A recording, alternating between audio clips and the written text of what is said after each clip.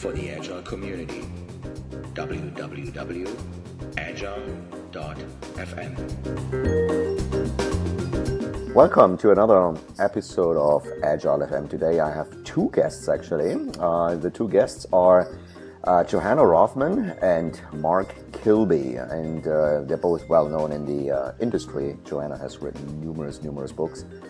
She can be reached at Twitter at Johanna Rothman, and Mark Kilby is a community organizer in Florida, and his name is out there, and he speaks and talks a lot about distributed teams. And today on this podcast we're going to talk about a book they have released, and the book is called From Chaos to Successful Distributed Agile Teams. Subtitle, Collaborate to Deliver. And that is, the title already has a lot of insights in it, because there is an assumption of there could be chaos, and collaboration is a big piece, right? But before we get started, welcome to the podcast and congratulations on the book release.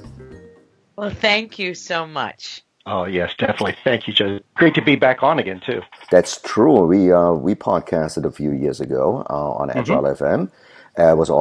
We touched on distribution, among other things. And now this is the book. Now, in a moment like this, you guys do not live in the same city. You guys don't work in the same office. So somehow this book was written in a distributed fashion. How do you guys celebrate a moment like this? We often do a high five to the camera. Yes. Virtual fist bumps, high fives, yeah. Oh, yeah, definitely. Humor is a big part of pair writing. Okay. Yeah, we collaborated as a distributed team, and we pair wrote all of the book. We pair wrote everything except for the images, because we could not really figure out how to collaborate on the image. So we would share our screens and then say, if Mark was typing, I would say, do that. Yeah. And then if I was typing, he would say, go there, make a layer. What's a layer? Yeah. Right. So I learned all kinds of stuff about layers. And so it was just like in the two of us were taking turns driving and navigating, but at the same time we're also learning from each other. So that was the great thing about it. This being my first book, and for Johanna not being her first book, I learned quite a bit on the writing and publishing process, and I was able to give her a few tips on tools along the way. Yeah, because you work in an actual company that is distributed. We're going to talk about some of those tips, tricks, and potential pitfalls. But obviously, you guys know each other from conferences. You have met in person, right? So there's definitely a pre-connect prior to the writing. But the reason I'm asking is we had one time I worked in an environment that was with distributed teams, and we had great success. And the big question was, how do we celebrate? What is appropriate in a distributed way? How is a party gonna look like in a distributed way? Very good question. So let me put it a couple ways. So one, for Johanna and I as a pair writing team, there's one approach. In the teams I work with, there's some other approaches. So let me start with how we pair wrote, and Johanna, please jump in. So as we would go through different stages, sometimes just sketching a rough outline or trying to get a chapter of the book done, there were mini celebrations almost every day, because we would kind of set a goal for ourselves for the day, and we would push each other a little bit to try to hit that goal. And most of our collaborations really were like 30 to 60 minutes a day. No writing on the weekends. We gave ourselves a break, so we celebrated the weekends that way. Nice. But every day was really like a micro celebration. And then as we hit these big milestones, like the ebook was done and we had that out, that was another huge celebration where we'd high five or a fist bump on the screen, but also in social media. And our blogs, we would kind of celebrate each other and give kudos to each other, and then you would see the kudos come in from the community because of our different connections. We have some overlap in our communities, but there is are unique to our networks. And it was just good to see that kind of echoing of congratulations as we got to different. Yeah, that was celebrations for us.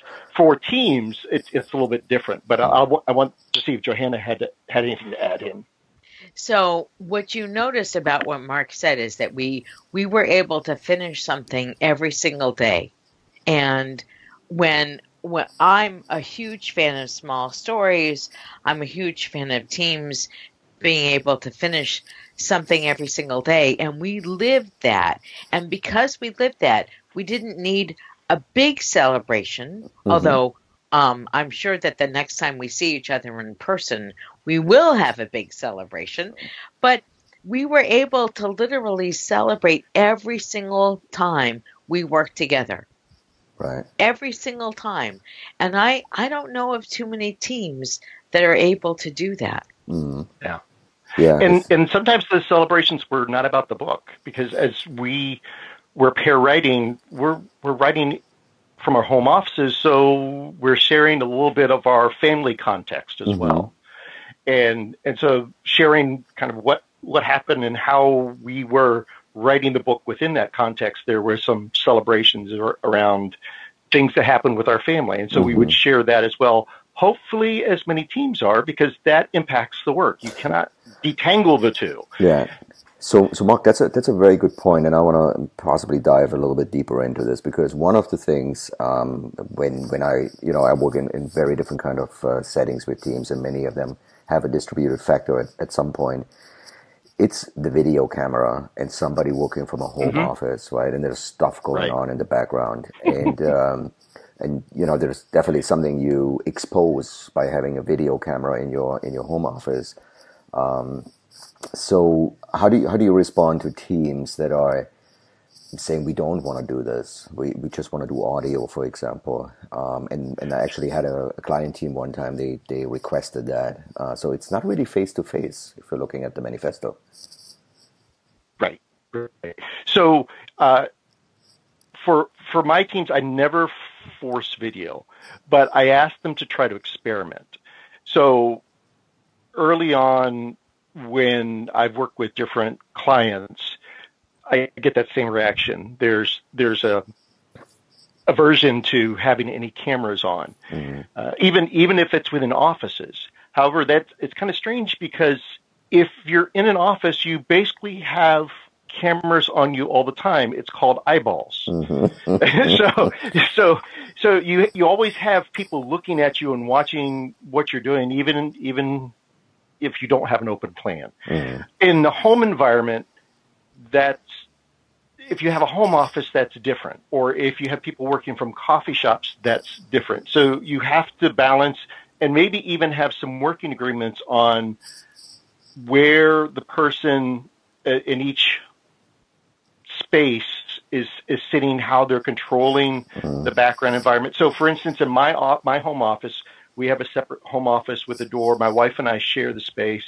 Whenever we're on a call, we're usually not in the office at the same time because it's just too difficult. But also when I'm doing something like the podcast here, I have some warning lights. So the family knows that when the lights are red on the outside, Dad is probably recording or is on a call. But at the same time, I don't try to block them. So for my internal meetings where my teams do use cameras, I encourage people to let their kids come in the background if they're comfortable with that. So I talk about at Sonatype, every day at Sonatype is like bring your kids to work day if you want. So it's not unusual for my kids to come in the background, although they don't do that anymore because they don't want to be introduced to any more of my fellow employees. My wife will come in. So my wife has met Johanna online that way, for instance. Yeah. And I believe that you've met my husband, Mark. Yes. Being married to a Mark and working with a Mark is very interesting, because I often say my Mark as my husband Mark as opposed to you Mark. Yeah. But what I have done with my clients is I always have my video on.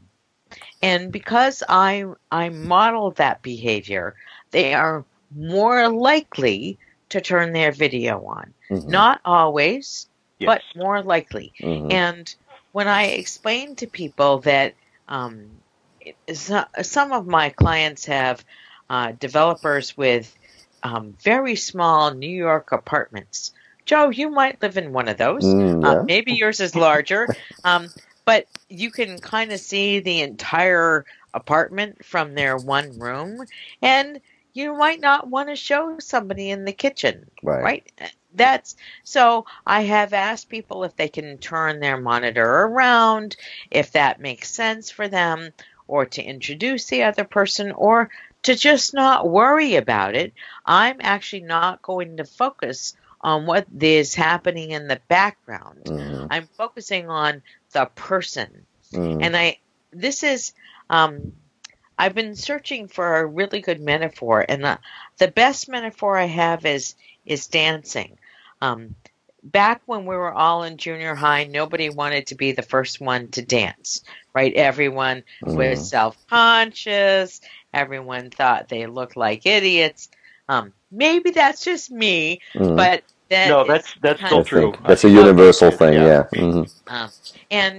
And if you just take that first step and make it easy for other people to join in, then they are more likely.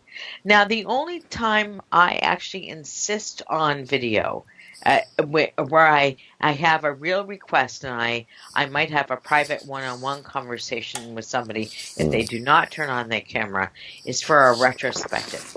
Because the retro is so important to really get all the data out. And the data is not just quantitative data. The data is qualitative data. Mm-hmm. So we cannot get that without the video. For sure, yes.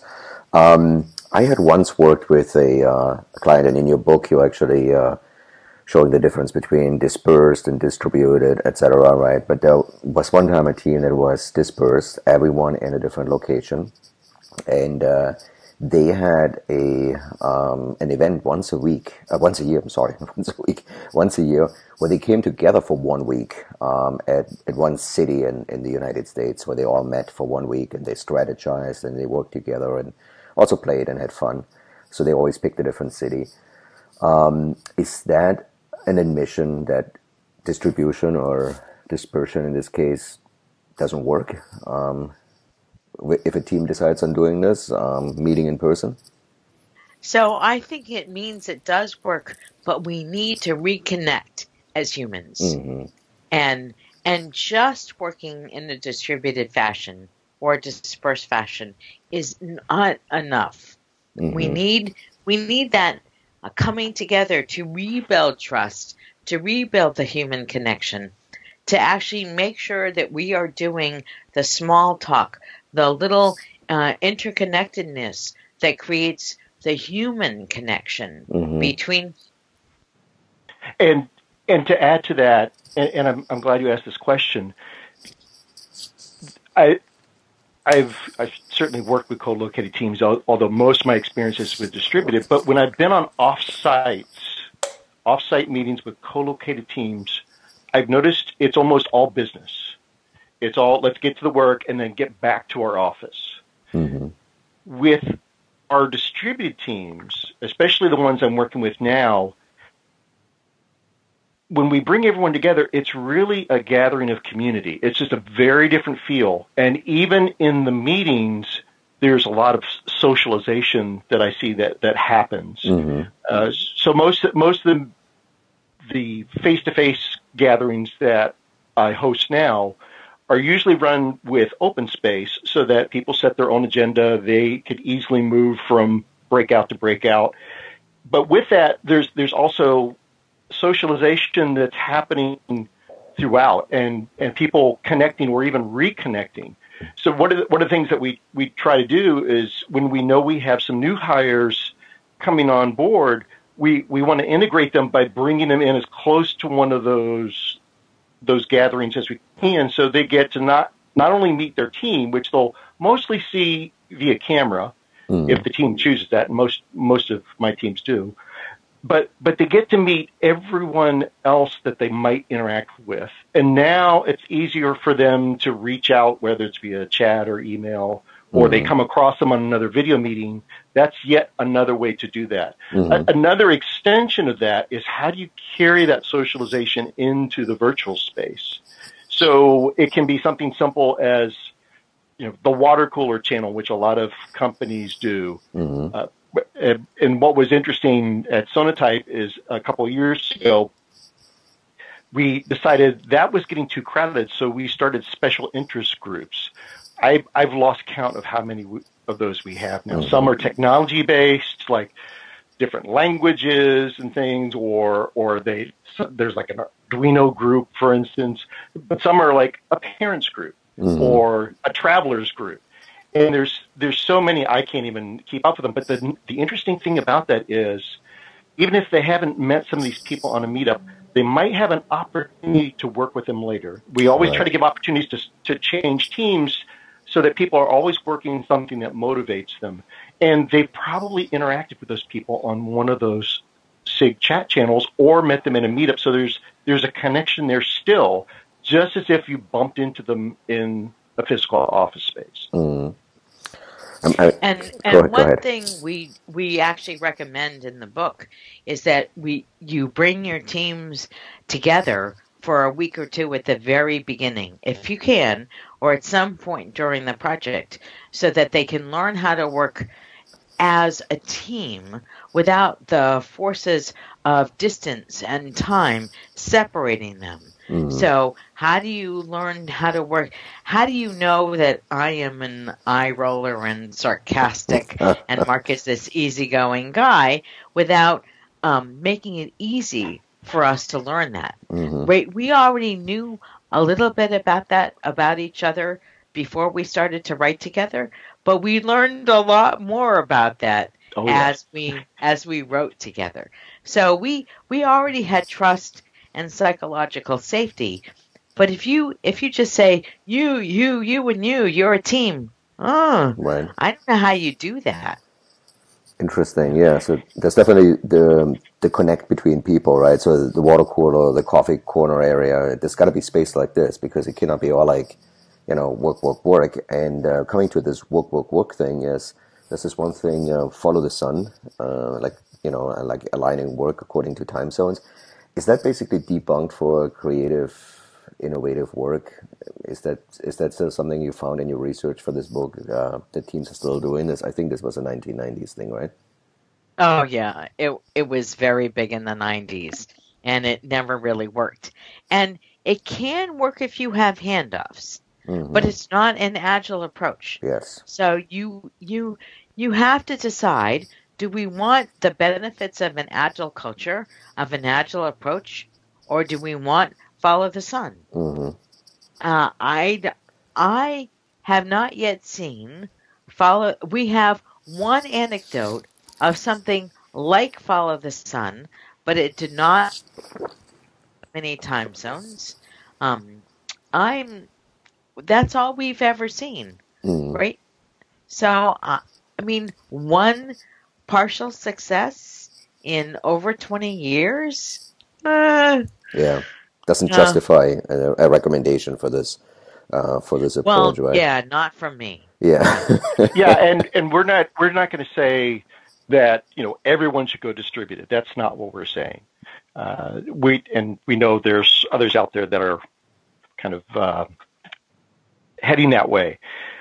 I think for us, we haven't really talked about it this way, but as we're talking here, I'm thinking much like in the mid to late 90s, where technology was starting to enable new things, and even in the early 2000s, where we started seeing things like the X unit tests and continuous integration first coming about. The technology started enabling some new things, but it wasn't so much the technology, but how we took advantage of the technology and really brought collaboration into it. Yeah. So same thing for our teams. If you're spread out across 12 or 13 time zones, I'm sorry, you still don't have a team. But if you have 4 to 5 hours of overlap in your working days, and that can depend a little bit on personal preference as well. But if you have that overlap, you can start using Agile approaches. And Agile principles, we feel, still apply because the technology is starting to support that. But again, it's how people use the technology. Yeah, talking about technology, I mean, there's a lot of tooling out there. Chat, video, conferencing. You mentioned some of the tools in your book you have used. I personally, I feel like there is so many tools right now out there and personal preferences. Is there some form of standardization necessary for distributed teams, or like we'll foster usually, self-organization on an agile team as a key thing, but is there any kind of tooling standards necessary for teams to effectively communicate with each other? And obviously, then when the personal preferences come in, we're recording here with the software. Then might not everybody like that, or some of the team members are not allowed to use that behind a firewall, et cetera, et cetera. All that kind of tooling craziness. What's your take on that tooling? Let me start that, Mark, because I had a feeling you would. So as long as the team creates its own workspace and the team agrees, here's what our board is and here's how we will use it, I'm fine with that. I think every team needs a persistent chat channel that's separate from any audio visual tool, because you want to be able to look back at the chat channel and say, oh, 3 days ago Johanna said something about that. I need to go back and look at that, right? That's the persistence is really important. So as long as the team has access to some form of video and some form of audio, and everybody has equal access to start up a meeting, then I'm okay with whatever they choose. But too often I see organizations say, you must use this kind of a board, you must use that kind of an audio or visual tool, and you don't have the capability to start up a meeting. That does not create a team environment.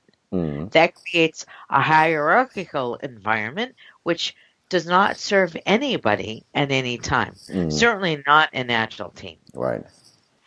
Right. Because if you have to wait on somebody to start the meeting because they have the only license for the meeting tool, that's going to be a blocker to any team that wants to have, especially an agile team that might want to have an ad hoc design session after stand-up. Hey, we're on now. Let's jump in. Oh, we can't because so-and-so's not here with the meeting tool. So those are the kind of things that we find problematic. Also, I don't know that I would see standardization across the industry yet. I think the industry is still trying to explore what's going to support the collaboration. But companies can standardize on a collection of tools, and there might be some overlap in the tools. So, for instance, some of the organizations I work with, they'll have 2 or 3 different meeting tools. Why? Because if one dies, the service goes down, the teams can quickly go into their chat channel that Johanna was mentioning and say, okay, let's fire up this one and jump back into the meeting. So a lot of my teams, when that happens, they might be disconnected, the entire team, for less than a minute. So think of all the times that you've been booted out of a conference room. Have you been able to get into a new one to continue your co-located team meeting in less than a minute? Right. I've not been able to beat that one. Right. But it's allowing that standard and somewhat overlapping collection of tools that allows the team to keep moving forward no matter what it is. Right. So they have those opportunities to collaborate, and when they decide as a self-managing team that it's time to collaborate. Right. So it's not so much about the standardization as an industry or as a company, even though I totally get it, right? So there's even that extra layer of a large company says we bought for 5,000 licenses for a discounted price and stuff like. We want you to use that license. But then even sometimes, even if you take that barrier off, like even within the teams, there are, it's almost religious wars around what chat service to use or, what kind of video system to use. So at some point, I think what Johanna is saying is that there has to be some form of agreement on something, right, to effectively communicate. Now, the next thing I wanted to explore with you is something that you might think, oh my God, Joe is going into nitty-gritty details here, but it is one I'm interested. So somebody in a co-located environment walks into the office in the morning and really no verbal exchange, but I do know the person just entered the room, right? So I know the person is there. Just put the laptop down or something like that. In a distributed environment, and that goes to the question, we might not have that kind of event. I might, in a co-located environment, I might go to office anytime between 9 and 10 in the morning or 8 and 9 in the morning, right? It's just these are just my hours. I'm not really on the spot at 9:25 every single day.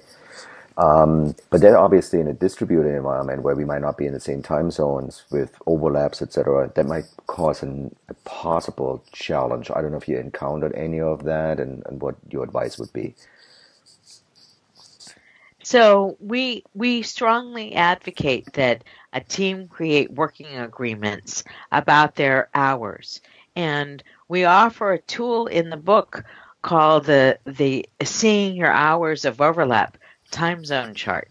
Mm-hmm. And we used a spreadsheet, we used a Google Sheet so that we could see what were the hours of overlap, especially if people want to take time off at lunch or if they're we happen to be recording this at a time of year when the U.S. has moved to daylight saving time, and I believe Europe has not yet. That's right.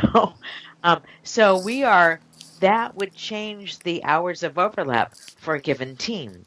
So if you always have a time zone chart and you always keep it up to date and people know you arrive at work sometime between 8:30 and 9 or 9 and 10, whatever it is, as long as people know what the team's working agreements are and they can see the hours of overlap, then the team might even have an agreement to say, do a little hi on chat when you check in, when you're here. Right. That it might be something as simple as that. We might just assume everyone's in when they say they're going to be in. I think it's not as difficult as it might be. Right, but it requires discipline, right? Yeah, it does require discipline, and it's not the same as a co-located team. You're absolutely right. Right. Yeah. So it really, in a way, it kind of brings back the old concept of the in-out board that you used to see in office spaces, but not necessarily a set 8-hour day. Instead, we encourage the team setting some core hours that works based on that overlap. But then they're free. The team members are free to do what they need to do as long as they're making commitments to each other on the team on what they're looking to accomplish each day and how they're contributing to the team's goals. And if you get a team that adheres to that discipline, and we find many of our distributed teams do, then they can have the flexibility and also still be available to each other for whatever collaboration is needed. Yeah, no, it's definitely, that's a very good point. I do want to explore a little bit with you towards our end of our podcast here, a topic around, your book is all about Agile, but I'll just take an example here out of a very specific role, very popular role in Agile processes of a Scrum Master. Scrum Masters, very often we see them walk around with a pad of Post-it notes and Sharpies, and they facilitate and they work the room and they make things transparent on paper products. How is their work, not even in a dispersed team, but just in a distributed team, possibly 2 locations, even if they're in the same time zone? How's their work impacted from a facilitation's perspective, and what kind of advice do you have? I'll take that one. So that'll be the next book. No, but actually, we had some of that in this book, and we had to cut it out due to the book was getting quite lengthy. But the techniques are similar, but it's more of a mental shift of what space are you holding, what space are you facilitating. So if you are in a conference room where some of the team is with you but some are remote, you are not facilitating in that conference room, you're facilitating in the larger virtual space. And so as part of that, you've got to do some prep work ahead of time in how you connect people. And at the same time, you should collaborate on that. So some of the things that I've been speaking about, and I think we might even talked about this in the last podcast you and I did, is how do you get members of the team to help you with parts of that facilitation and collaboration? So one example is using a buddy system. Mm-hmm. So when I've had that scenario where some are in the conference room and some are remote, I'll ask, can each person in the room connect with each of the remote people and watch on that chat channel that we have if they're having any difficulty connecting, if they're having difficulties breaking in on the audio, if they can't do video or if video is not available. You are their lifeline. You are representing. You are the proxy for that remote person. That helps several people in the room focus on the remote, and it's not just the facilitator doing that. Mm. So you've got several people now focusing on the larger space. As far as exercises and techniques, again, there's so much tooling out there now. Not all of it great, but some of it's getting very good, I will say, that you can run many exercises. So many exercises I've run co-located, I have adapted to online, and I've got examples of that on my website that I can point people to. But really, it's thinking about, all right, what do I need to have as far as space available? What do I need as a virtual whiteboard? What do I need for Post-it notes? And I still have many of those same exercises available to me. I can do even, collaborative drawing. As Johanna and I said at the beginning, that one's probably the biggest obstacle right now. So I'm still looking for the best virtual whiteboard. That's still a bit of a hurdle there. But as far as other exercises I've done, I've adapted many things, many exercises to online. Mm-hmm. And I am going to be writing about that more too. Mm. Yeah, go ahead, Johanna.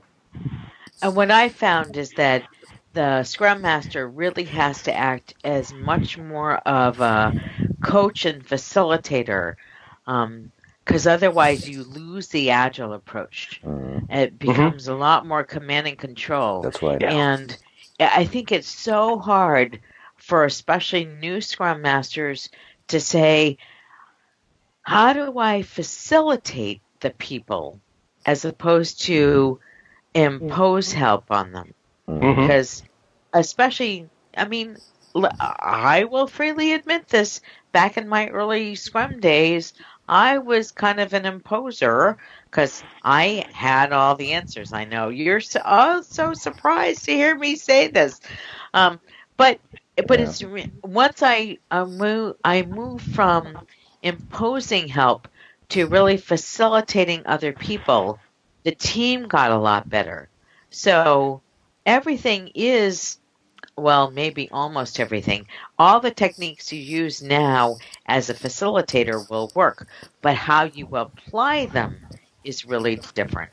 Yeah, this is it's an awesome point. I was going through your book, and there's some things I just, they're obvious, right, in terms of the positives, right, but it's just good to put them back out as reminders. Like one of them was just the traffic situation. Traffic jams, going to work. So that is a positive about distributed work. And we could almost argue it's environmentally friendly, right? So there's a lot of positive things associated with distributed work. I did have obviously some challenging questions here. Questions I might, people typically ask me when I work with, and things I could imagine people saying. But this was an opportunity for everybody here on Agile FM to meet the authors, Johanna Rothman and Mark Kilby, who wrote the book From Chaos to Successful Distributed Agile Teams, Collaborate to Deliver. This is out on bookstores. I put all these links to the book and Mark's site and so forth on the show page on Agile.FM. And this was awesome. This was a great appetizer for taking a deeper dive into the book. And as Mark just said, it's already a lengthy book. There's a lot to write about. And I think one thing we can say is at the end, it's distribution. And maybe this is more like asking for agreement or not. Distribution works in Agile teams, but there's an extra effort to be made. And it works differently than just taking a team and distributing it. Excellent summary. Thank you, Joe. Yep, absolutely. Thank you so much, guys. Thank you.